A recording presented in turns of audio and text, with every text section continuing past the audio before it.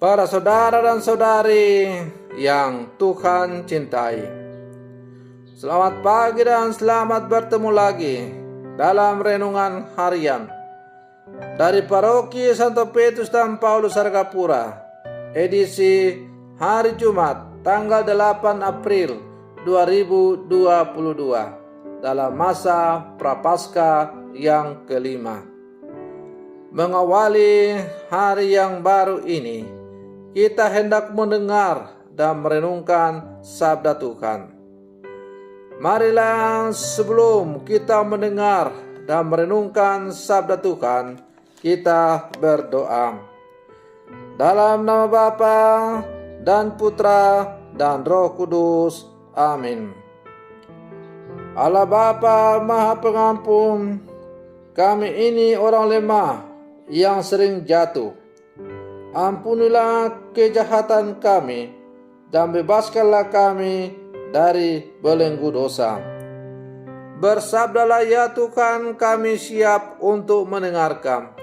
Terpujilah Engkau Bapa, Putra dan Roh Kudus, kini dan sepanjang segala masa.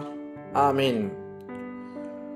Para saudara dan saudari yang Tuhan cintai, sabda Tuhan yang hendak kita dengar dan kita renungkan untuk mengawali hari yang baru ini diambil dari Injil Yohanes pasal 10 ayat 31 sampai 42. Tuhan bersamamu.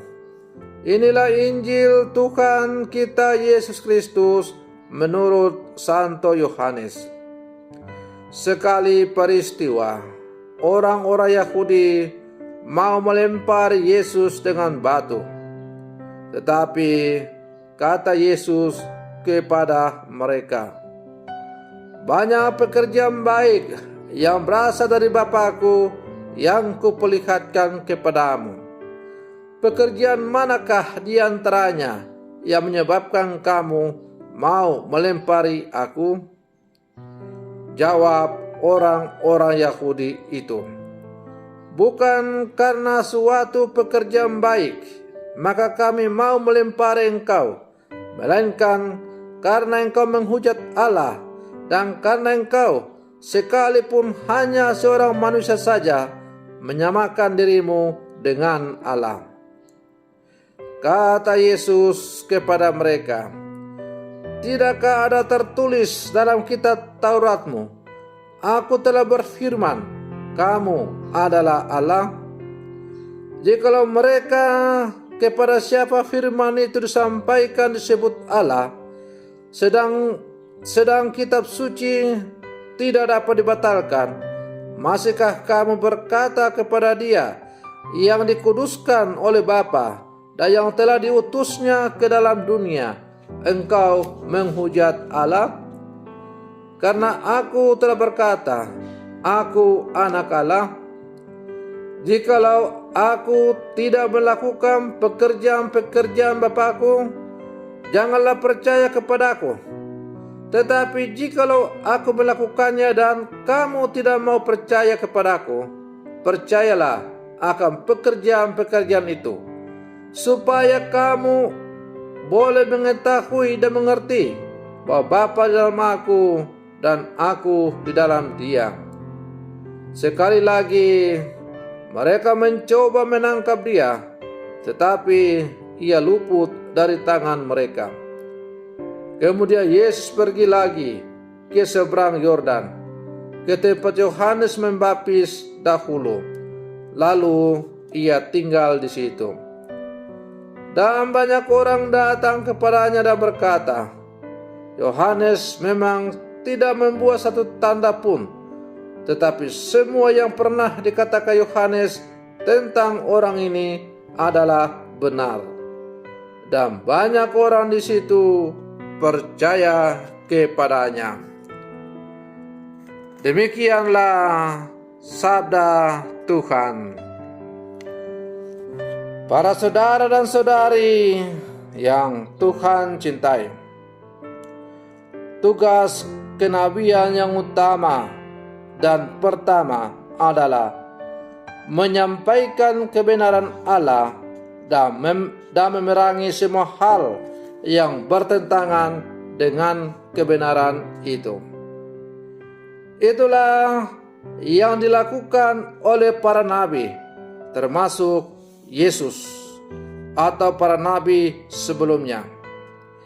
Yesus Kristus sang Nabi Agung juga melakukan hal yang sama. Risiko yang mereka terima ialah mereka dibenci, ditolak, dan bahkan mengalami kekerasan secara fisik. Banyak nabi ditangkap dan dipenjara. Yesus mau dilempari batu. Bahkan pada akhirnya nanti Yesus ditangkap, mati karena dibunuh dengan disalibkan di bukit Golgota. Para saudara dan saudari yang Tuhan cintai, apa sebab orang susah menerima kritik dan mengakui kesalahannya? Karena setiap orang memasang harga yang tinggi akan dirinya. Apa yang dihidupi, dikatakan, dipikirkan, dan dibuatnya adalah identitasnya dan martabatnya yang tidak boleh diganggu. Ketika dia dikritik, maka dia merasa harga dirinya dikurangi. Identitasnya kotor dan martabatnya diinjak. Karena itu ia reaktif. Masalahnya apa yang dianggapnya sebagai hidup dan nilai yang ideal bagi dirinya dibangun di atas dasar yang rapuh dan semu. Hal ini seharusnya dibongkar. Disinilah tugas kita sebagai murid-murid Yesus, yakni berani meruntuhkan dan membangun kembali gambaran diri yang salah pada orang yang kita jumpai. Perlawanan dan penolakan tentu ada, tetapi hanya seorang yang heroik saja yang bisa mengubah keadaan menjadi lebih baik. Dan itulah yang kita jumpai dalam tokoh diri Sang Penyelamat Tuhan kita Yesus Kristus. Ia dengan lantang dan berani tanpa takut mengobrak-abrik kemapanan pandangan orang-orang Yahudi yang picik, yang tidak mau percaya kepada Dia sebagai putra Allah. Karena bukannya orang-orang Farisi atau ahli Taurat tidak tahu bahwa Dia itu adalah putra Allah, tetapi hanya karena kepicikan berpikir dari orang-orang Farisi, ahli Taurat, karena takut disaingi, takut kehilangan pengaruh di tengah-tengah masyarakat. Dan karena itu hati mereka tertutup terhadap kebenaran yang dibawa oleh Sang Penyelamat Tuhan kita Yesus Kristus. Para saudara dan saudari yang Tuhan cintai, apakah kita juga seperti orang-orang Farisi dan para ahli Taurat itu? Kita harus berani mengakui dengan jujur bahwa terkadang dalam menjalani kehidupan beriman kita sebagai murid-murid Yesus yang hidup bersama sekarang, terkadang memang kita jatuh ke dalam kepicikan berpikir seperti yang dialami oleh orang-orang Farisi dan para ahli Taurat.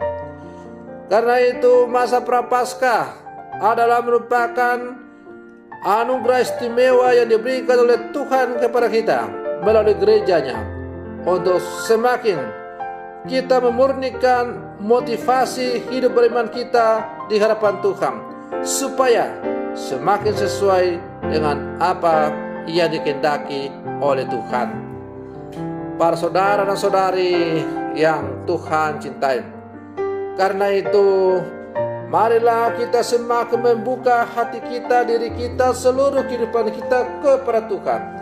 Dan biarkanlah Tuhan yang selalu hadir, merajai, memimpin, dan menuntun setiap langkah hidup kita agar hidup beriman kita semakin murni sesuai dengan apa yang dikehendaki oleh Tuhan. Semoga demikian. Selamat pagi. Tuhan Yesus memberkati.